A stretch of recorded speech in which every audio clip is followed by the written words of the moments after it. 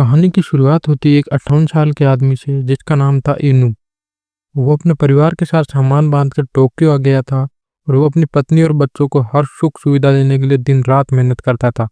लेकिन उसके आसपास के सभी लोग उसकी बिल्कुल भी कदर नहीं करते थे और उसके परिवार वालों को भी उससे कोई लगाव नहीं था और कोई भी उसकी इज्जत नहीं करता था। हर रोज इन्हीं लोगों से भरी ट्रेन में धक्के खाकर ऑफिस पहुंचता था, जहाँ उसके साथ जानवरों से भी बुरा बर्ताव किया जाता था। आखिर इन्हू अपने घर के बाहर बैठा अपनी मायूस जिंदगी के बारे में सोच रहा था कि अचानक एक कुत्ता चलते हुए उसके सामने आकर खड़ा हो गया। उसके गले के पट्टे के साथ एक कागज बंधा हुआ था जिस पर कुत्ते के मालिक ने लिखा था कि इस कुत्ते का नाम हनाको है और इसका अच्छे से ख्याल रखना। उसी समय इन्नू की पत्नी जेनी बाहर आती है और इन्नू ने उसे बताने की कोशिश की कि आज से ये कुत्ता इसके परिवार का हिस्सा है। लेकिन इन्नू के बोलने से पहले ही जेनी ने कुत्ते को बाहर भगाने को कहा और फटाक से अंदर चली गई। अगली सुबह इन्नू डॉक्टर के पास चेकअप के लिए गया, लेकिन तब उसे पता चला कि उसे कैंसर हो गया और ये बीमारी उसके पूरे शरीर में फैल चुकी है, तो बचने का कोई चांस नहीं है और उसके पास सिर्फ अब 3 महीने का समय बाकी है। फिर रात को डिनर के समय उसने सबको अपनी बीमारी के बारे में बताया, लेकिन किसी ने भी इसकी बात पर ध्यान नहीं दिया, बल्कि वो सब उसी के बारे में शिकायत करने लगे हुए थे। इसके बाद जेनी ने उससे पूछा कि ये कुत्ता अभी भी घर में क्यों है, तो उसने इन्हीं को तुरंत इसे घर के बाहर छोड़कर आने को कहा। अब इन्नू हताश होकर हनाको के साथ घर से बाहर निकल गया। घर से कुछ किलोमीटर दूर आने के बाद उसने हनाको को वहीं छोड़ दिया और फटाफट वहां से भाग निकला ताकि हनाको उसका पीछा ना करे। लेकिन हनाको तो उसके पीछे ही दौड़ने लगा और इधर इन्नू एक पार्क में पहुंचा और उसे लगा कि वह हनाको को पीछे छोड़ आया, लेकिन जैसे ही उसने मुड़कर देखा तो हनाको वहीं चुपचाप बैठा था और उसे देखते ही इन्नू की आंखों में आंसू आ गए और उसने हनाको को यूं अकेला छोड़ने के लिए उससे माफी मांगी। कुछ ही पलों बाद उसने एक लड़के को अपने साथ वाले बेंच पर बैठे देखा और अचानक आसमान में बहुत तेज रोशनी हुई जिससे अनाको डर कर भाग गया। तभी अचानक वहां जबरदस्त धमाका हो गया और यूनुस धमाके की चपेट में आ गया। खैर अगली सुबह उसकी आंख खुली तो उसने देखा कि उसे चश्मे के बिना भी सब कुछ दिखाई दे रहा था और उन्होंने देखा अनाको अब भी वहां उसका इंतजार कर रहा था, तो उसे अपने साथ ही घर पर ले आया और फिर ब्रेकफास्ट में उसने मिसो सूप पिया, जिसके बाद उसे बहुत तेज प्यास लगी और उसने खूब पानी पिया और फिर अपने कमरे में चला गया। वहां उसने देखा कि उसके हाथों से गर्म भाप निकल रही थी। उसने तुरंत अपनी शर्ट उतारी और उसे एहसास हुआ कि कुछ तो गड़बड़ जरूर है। तभी अचानक उसकी दाईं बाजू एक फ्यूचरी हथियार में बदल गई। उसमें से सारा सूप बाहर आ गया और जैसे ही उन्होंने अपने चेहरे को छुआ तो उसे लगा कि उसकी गर्दन पर कुछ अजीब है और जैसे ही उसने अपनी गर्दन की खाल को खींचा तो उसका चेहरा उसके सर से अलग हो गया और उसने देखा कि उसके सर के अंदर तारे ही तारे भरी पड़ी थी। जब इन्होंने खुद को शीशे में देखा तो उसे कुछ भी समझ में नहीं आ रहा था, क्योंकि अब उसकी दोनों बाजुएं हथियार में बदल चुकी थी। उसे समझ नहीं आ रहा था कि अब उसे क्या करना चाहिए। तो इन्नू को देखकर हनाको भी डर के मारे भौंकने लगा। हनाको की आवाज सुनकर जेनी कमरे में आई, मगर उसके आने से पहले इन्नू का शरीर बिल्कुल पहले जैसा हो गया था। इसके बाद हम हीरो नाम के एक लड़के को देखते हैं जो कि मेरी की क्लास में पढ़ता था। एक दिन वो अपने बेस्ट फ्रेंड चोको से मिलने उसके घर गया। हीरो काफी दिन से स्कूल नहीं गया था क्योंकि स्कूल में सभी बच्चे उससे बहुत परेशान करते थे। खैर अब उसने अपने दोस्त चोको को बाहर बालकनी में बुलाया और आसमान में उड़ते एक पंछी की ओर हाथ से गोली चलाने का इशारा किया, पर उसी समय अचानक वह पंछी हवा में मर गया और चोको को तो समझ नहीं आ रहा था कि आखिर ये हुआ कैसे। खैर अब हीरो चोको को अपने साथ गैराज में ले गया, जहाँ उसने अपनी शक्तियों से कई गाड़ियों को आपस में टकरा दिया। इसके बाद उसने अपनी शर्ट उतार कर अपने पूरे शरीर को हथियार में बदल दिया। उसने कहा कि अब वो कोई आम इंसान नहीं रहा बल्कि एक सुपर हीरो बन चुका है। वहीं दूसरी ओर यूनू को अब तक अपनी खास शक्तियों का एहसास नहीं हुआ था। उसे लग रहा था कि जो भी हुआ वो महज एक सपना था। खैर इतना काफी नहीं था, क्योंकि उसी दिन उसे काम से निकाल दिया गया हो और अब उसे समझ नहीं आ रहा था कि वो अपने घर का कर्ज कैसे चुकाए। उसे सबसे ज्यादा चिंता तो अपने परिवार की थी कि घर लौटते हुए उसे रास्ते में एक जख्मी कबूतर दिखाई दिया। उसने कबूतर को जमीन से उठाया और अपनी शक्ति से उसे सब दिख गया कि इसके अंदर कहाँ पर चोट लगी है। और इन्नू के हाथों में कुछ देर रहने के बाद कबूतर अचानक पूरी तरीके से ठीक होकर उड़ गया। उसी पल इन्नू को एहसास हुआ कि उसके अंदर किसी के भी जख्मों को ठीक करने की ताकत आ चुकी थी। तभी अचानक उसे एक औरत की आवाज सुनाई दी थी जो अपने 10 साल के बेटे की जान बचाने के लिए डॉक्टर से मिन्नतें कर रही थी। इन्नू को एहसास हुआ कि आवाजें पास के एक हॉस्पिटल से आ रही थी, तो वो जल्द ही वहां पहुंच गया और वे कमरे में घुसा तो उसे केटा नाम का एक बच्चा दिखाई दिया था जो कि उस वक्त कोमा में था। जब इन्नू ने उसे छुआ तो इसके सिस्टम ने बच्चे की बीमारी का पता लगा लिया और फिर उसने उस बच्चे को ठीक करने की कोशिश की। कुछ ही पलों में केडा बिल्कुल ठीक हो गया और उसने अपनी आंखें खोली। तभी इसकी माँ कमरे में आई तो वो एक अनजान आदमी को देखकर डर गई। उसने तुरंत डॉक्टर को बुलाया। तभी उसके बेटे ने उठकर उसे आवाज दी और इस चमत्कार को देखकर डॉक्टर भी हैरान रह गए। और इधर यूनू चुपके से बाहर आ गया। अब उसे इतनी खुशी हो रही थी जितनी उसने अपनी जिंदगी में कभी महसूस नहीं की। खैर अगले ही दिन हम देखते हैं कि स्कूल में चोको को टेकन नाम का एक बदमाश लड़का और उसके साथी परेशान कर रहे थे। तभी हीरो बीच में आया तो टेकन ने उसका कॉलर पकड़ लिया और हीरो ने उसका हाथ इतनी जोर से पकड़ा कि टेकन को लगा कि आज तो उसकी हड्डियां ही टूट जाएगी। हीरो ने उसे चोको से माफी मांगने को कहा और फिर इसकी तरफ बंदूक का इशारा करके कहा कि चोको से जो पैसे चुराए हैं ना वो वापस करो। तो टेकन ने कहा कि उसके पास अभी इतने पैसे नहीं है, मगर उसी पल चोको ने उसे रोक लिया। हालांकि वो टेकन से नफरत करता था, मगर वो ये नहीं चाहता था कि हीरो उसे जान से मार डाले। इसके बाद हीरो कमरे से बाहर गया तो शीन नाम की एक लड़की उसके पीछे गई और उसने अपनी सारी हिम्मत जुटाकर हीरो से अपने प्यार का इजहार किया, जिसे सुनकर हीरो को बहुत खुशी हुई। बाद में हीरो ने अपनी माँ को फोन किया तो उन्होंने हीरो को बताया कि उसके पिता की तबीयत बहुत खराब है, वो उससे एक आखिरी बार मिलना चाहते हैं। इसलिए इसकी माँ ने हीरो को आगरा अपने पिता के घर डिनर के लिए जाने को कहा। हीरो आज तक अपने पिता से नाराज था क्योंकि वे उसे और उसकी माँ को अकेला छोड़कर चले गए थे, पर फिर भी उसने अपने पिता से मिलने जाने का फैसला किया। और जैसे ही उनके घर पहुंचा तो उसके पिता ने उसे इस महीने के खर्चे के लिए पैसे दिए। फिर डिनर के समय वो अपनी सौतेली माँ और दो सौतेले भाइयों से मिला। हीरो को उनसे कोई दिक्कत नहीं थी, मगर आज भी वो अपने पिता को माफ नहीं कर पाया था। बाद में जब सब लोग मीठे में कुछ खा रहे थे तो उसने गुस्से में अपने पिता को गोली मारने का फैसला किया, मगर उनके भाइयों को लगा ये कोई खेल है, इसलिए वो असली नहीं नकली गोले चलाने लगे। इससे हीरो रुक गया और कुछ घंटों बाद जब वो घर लौट रहा था तो वो नफरत की आग में जलता हुआ अपने पड़ोसी के घर में घुस गया और बिना हिचकिचाए उस आदमी को गोली मार दी और फिर उसकी पत्नी को भी मौत के घाट उतार दिया। वहीं दूसरी तरफ इनू किसी हॉस्पिटल में बच्चों को ठीक कर रहा था कि अचानक उसे एक लड़की की चिल्लाने की आवाज सुनाई दी, तो वो दौड़कर उसकी मदद करने गया। लेकिन जब वह घर में घुसा तो उसने देखा कि लड़की के सर में गोली लगने से वो मर चुकी है। इन्होंने फिर भी उसे ठीक करने की कोशिश की, मगर उसके पास मरे हुए लोगों को जिंदा करने की ताकत नहीं थी। फिर वह साथ वाले कमरे में गया तो उसे लड़की के माँ बाप की लाशें मिली और हीरो उसके सामने खड़ा था। अब हीरो को अपने जुर्म का कोई भी जिंदा सबूत नहीं छोड़ना था, इसलिए उसने इनू पर भी गोली चला दी और वो वहां से चला गया। कुछ देर बाद इनू उठ खड़ा हुआ और हीरो के पीछे गया, लेकिन तब तक बहुत देर हो चुकी थी। इसके बाद हर एक टीवी चैनल पर इस परिवार के बेरहमी से हुए कत्ल के बारे में खबर चल रही थी। पुलिस का कहना था कि इन लोगों पर बंदूक से हमला हुआ, लेकिन वहां पर एक भी गोली नहीं मिली, एक खोखा भी नहीं मिला। इसके बाद जब चोको हीरो से मिला तो उसने हीरो से पूछा क्या इस परिवार की मौत के पीछे उसका हाथ है। तब हीरो ने अपना गुनाह कबूल किया और कहा कि अब वो इंसान नहीं बल्कि भगवान बन चुका है। खैर उसने वादा किया कि वह हमेशा चोको की रक्षा करेगा, मगर चोको बहुत डर चुका था, इसलिए उसने हीरो को हमेशा के लिए दूर जाने को कहा। बाद में जब हीरो घर आया तो उसकी माँ ने उसे अगले महीने से अपने पिता के साथ जाकर रहने को कहा। जब हीरो ने उसकी वजह पूछी तो उसकी माँ ने कहा कि उसे कैंसर है और अब उसके पास ज्यादा वक्त नहीं है।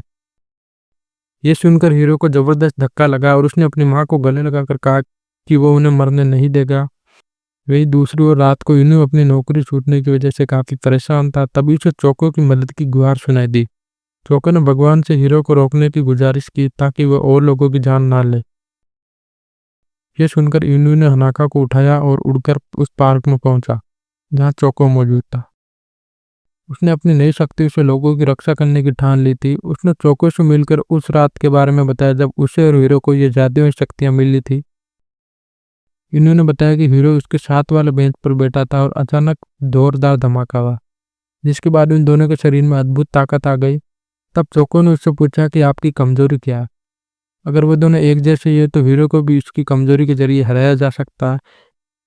उन्होंने कहा कि उसकी कमजोरी तो मिसो सूप है, क्योंकि उसे पीते ही उसके शरीर से सूप बाहर फेंक दिया जाता है। खैर उस दिन चोको ने इनू को ट्रेनिंग देनी शुरू की ताकि वो हीरो का सामना करके उसे हरा सके। सबसे पहले इनू को अपनी उंगलियों से कॉफी कैन पर गोली चलाने के लिए कहा। कुछ कोशिशों के बाद वह कामयाब हुआ। फिर उसने थक कर पानी पिया और अचानक उसके शरीर से सारा पानी बाहर फेंक दिया। तब चोको ने बोतल का लेबल पढ़ा कि इस पानी को खिलाड़ी पीते हैं, क्योंकि इसमें इलेक्ट्रोलाइट्स बढ़ाने वाले सेल्स मौजूद होते हैं। तब चोको को एहसास हुआ कि मिसो सूप में भी नमक होता है, यानी कि इनू का शरीर सोडियम नहीं पचा सकता। इसके कुछ दिन बाद हीरो अपनी माँ के साथ डॉक्टर के पास गया तो डॉक्टर ने उन्हें बताया कि मानो किसी चमत्कार से उसकी माँ के शरीर के सारे कैंसर सेल्स पूरी तरह गायब हो चुके हैं। अब वे बिल्कुल तंदुरुस्त थे। ये सुनकर वे दोनों बेहद खुश हुए। पर बाद में जब वह घर लौट रहा था, रास्ते में कुछ पुलिस वालों ने हीरो को रोक लिया क्योंकि वो उस परिवार की हत्या के केस में उससे पूछताछ करना चाहते थे। अब गिरफ्तार होने के डर से हीरो वहां से भाग निकला तो पुलिस उसके पीछे पड़ गई। इसी दौरान वे 3 एजेंट्स को गोली मारकर फरार हो गया। कुछ ही घंटों में हीरो के भागने की खबर टीवी पर फैल गई। फिर अगले दिन शीन स्कूल से घर लौट रही थी तो उसे हीरो दिखाई दिया, जिसके बाद उसने हीरो को अपने घर चलने को कहा। तो शीन ने बताया कि उसके घर पर सिर्फ वो और उसकी बूढ़ी दादी रहती है, इसलिए वो जब चाहे तब उनके साथ सुरक्षित रह सकता हो। उधर मेरी जब घर लौट रही थी तो उसने ट्रेन स्टेशन पर अपने पिता को चोको के साथ देखा। जब मेरी ने चोको से इसके बारे में पूछा कि वो लोग कब मिले तो चोको ने झूठ कह दिया कि हम दोनों फ्री फायर खेलते हुए मिले हैं। वही दूसरी ओर हीरो ने टीवी पर देखा कि जब से वो भागा था तब से मीडिया उसकी मां के पीछे हाथ धोकर पड़ गई थी। सैकड़ों रिपोर्टर उसकी मां को घेर कर उस पर बेबुनियाद इल्जाम लगाते हैं और उनके बेटे के जुर्म का जिम्मेदार उन्हें ठहराते थे। बाद में हीरो को पता चला कि उसकी मां इस सब का बोझ झेल नहीं पाई और उसकी मौत हो गई। तो हीरो ने इंटरनेट पर एक चैट पढ़ी जिसमें लोग इस केस के बारे में बातचीत कर रहे थे। उसमें एक जवान लड़के ने लिखा कि उसने ही रिपोर्टर्स को हीरो की मां का घर का पता दिया था। इस पर कई लोगों ने उस लड़के को शाबाशी दी। तो अब हीरो ने गुस्से में इस लड़के को वीडियो कॉल और उसे देखते हुए लड़का काफी खुश हो गया था क्योंकि सारी दुनिया हीरो की खोज कर रही थी। मगर अचानक हीरो ने स्क्रीन की तरफ उंगली करके उस लड़के पर गोली चला दी। वो लड़का हीरो से रहम की भीख मांगता रहा मगर हीरो तब तक नहीं रुका जब तक उस लड़के की जान नहीं चली गई। इसके बाद उसने वहां चैट करने वाले सभी लोगों का यही असर किया जो उस लड़के को शाबाशी दे रहे थे। इस घटना से टोक्यो पुलिस हेडक्वार्टर में हड़कंप मच गया था। तब रात को शीन हीरो से बात करने आई तो हीरो ने यह कबूल किया कि उस परिवार की मौत का जिम्मेदार वही है, लेकिन शीन इस बात पर यकीन करने को तैयार नहीं थी। तब हीरो ने उसे अपनी रोबोट आर्म दिखाई और शीन को अपने साथ उड़ा कर ले गया। उस समय शीन उन लोगों के लिए रोने लगी जिनकी हीरो ने जान ली थी। खैर फिर भी ये शीन ने कहा कि वह हीरो का साथ नहीं छोड़ेगी। बाद में दोनों घर लौट आए और जब शीन पानी पीने लगी तब अचानक घर में हथियारबंद एजेंट घुस आए और शीन ने उसी वक्त चिल्लाकर हीरो को भाग जाने को कहा, मगर हीरो ने उसे अपनी बाहों में लेकर जमीन पर गिरा दिया और खुद एजेंट्स की गोलियों के सामने उसकी ढाल बन गया। फिर उसने अपनी रोबोट आर्म निकाली और जबरदस्त पलटवार से सभी एजेंट्स का सफाया कर दिया। आखिरकार जब वो उठा तो उसने देखा कि शीन की दादी की मौत हो चुकी थी। फिर उसने देखा कि शीन की भी सांसें नहीं चल रही थी। हालांकि हीरो ने खुद ढाल बनकर उसे बचाने की कोशिश की थी, मगर शीन को पहले ही कई गोलियां लग चुकी थी। अब हीरो कुछ नहीं कर सकता था, इसलिए वो वहां से भाग निकला और शीन की मौत से अब उसके अंदर बदले की आग भड़क चुकी थी और उसके सर पर खून सवार था। फिर अगले दिन यूनी अपनी पत्नी और बच्चों को घर पर ही रहने को कहा और किसी भी हालत में फोन या कंप्यूटर की स्क्रीन कोई नहीं चलाएगा, क्योंकि अब हीरो स्क्रीन के जरिए भी लोगों की जान लेने लगा था। मगर उसके परिवार वालों ने हमेशा की तरह इस पर ध्यान नहीं दिया और अपने कामों में लगे रहे। कुछ घंटों बाद जब हीरो ने शहर की सबसे बड़ी स्क्रीन को हैक कर लिया और फिर आम लोगों को कल रात की घटना के बारे में बताया, उसने कहा कि अब पुलिस ने युद्ध का आगाज कर दिया तो ये खत्म नहीं करूंगा और मेरा बदला तभी पूरा होगा जब इस देश के सभी लोग मर जाएंगे। इसके बाद हीरो ने स्क्रीन की ओर उंगलियां करके सड़क पर खड़े लोगों को मारना शुरू कर दिया। इधर यूनो चोको के साथ ट्रेनिंग कर रहा था। उसे लोगों को चीखने चिल्लाने की आवाजें सुनाई दी। उसने वहां जाकर उनकी मदद करने का फैसला किया। उसने स्क्रीन से हीरो को हटाकर एक टीवी एंकर का शो चला दिया, लेकिन अचानक से उसके सर में गोली लगी और वह भी वहीं मर गया। इधर मेरी और उसके दोस्त शहर की एक बिल्डिंग में घूम रहे थे कि अचानक हीरो के हमले की खबर मिली। तो बच्चों ने इसके बारे में जानने के लिए अपने फोन निकाले, लेकिन हीरो ने उन्हें भी मारना शुरू कर दिया। इसी दौरान इन्होंने भी स्क्रीन हैक करके चोको की एक वीडियो चला दी जिसमें उसने सभी लोगों को फोन, कंप्यूटर और टीवी स्क्रीन से दूर रहने को कहा। मगर यह सुनकर हीरो ने शहर की सबसे बड़ी स्क्रीन पर मिसाइल छोड़ दी।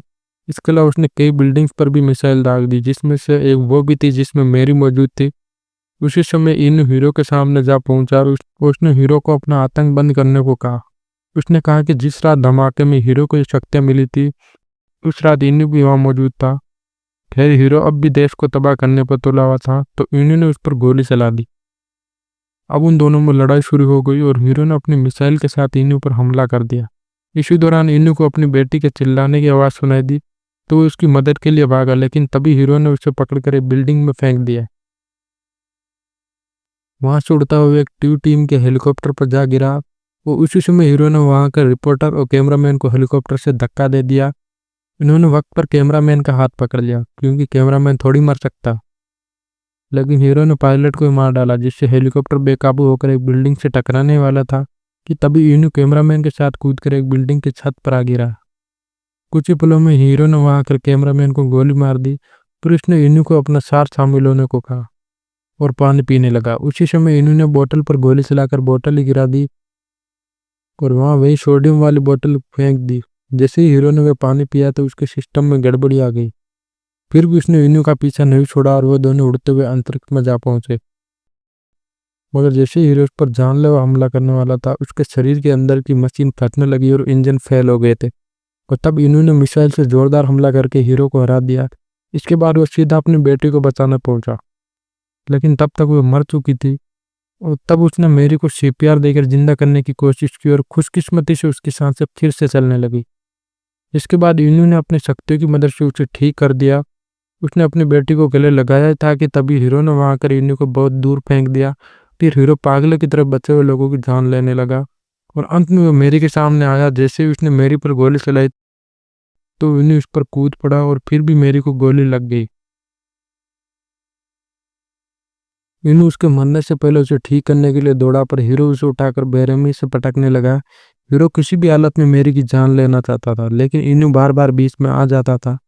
हीरो ने उसे बहुत पीटा और कई हमलों के बाद इनू का सर खुल गया। तो मेरी ने देखा कि उसके पिता कोई आम इंसान नहीं थे। इसी वक्त हीरो ने लोहे के सरिये से इनू के सर पर लगातार वार किए। आखिरकार वह मेरी को घसीटकर खिड़की से बाहर ले गया और उसे नीचे फेंकने की धमकी दी। इनू अपनी बेटी की जान बचाने के लिए उसके सामने गिड़गिड़ाने लगा, लेकिन हीरो को कोई फर्क नहीं पड़ रहा था। जैसे ही हीरो ने मेरी को फेंका तो इनू के शरीर की सारी ताकत एक साथ इकट्ठा हो गई और उसमें इतनी शक्ति आ गई कि उसने एक ही बार में हीरे के टुकड़े कर दिए। और फिर वह फुल स्पीड में उड़ते हुए मेरी को बचाने गया। उसने एन वक्त पर मेरी को गिरने से बचा लिया और फिर एक हफ्ते बाद टीवी पर हीरो की मौत का ऐलान हुआ और इसी के साथ यह केस खत्म हो गया। मगर पुलिस को सिर्फ उसके कुछ टुकड़े मिले, उसकी पूरी लाश नहीं मिली। उधर इनू के घर पर मेरी के सिवा उसका असली सच कोई नहीं जानता था। वहीं दूसरी ओर हमने देखा कि हीरो अब भी जिंदा था और वो जापान छोड़कर जा रहा था। इसलिए जाने से पहले वह चोको से मिलने आया। चोको उसे जिंदा देखकर बहुत खुश था और उसने हीरो को एक आखिरी बार वीडियो गेम खेलने के लिए कहा, मगर वह जैसे ही मुड़ा तो उसने देखा कि हीरो हमेशा के लिए जा चुका था। तो गाइस, वीडियो पसंद आई तो लाइक कर देना और चैनल को सब्सक्राइब जरूर कर देना और बाकी मिलते हैं अगले वीडियो में।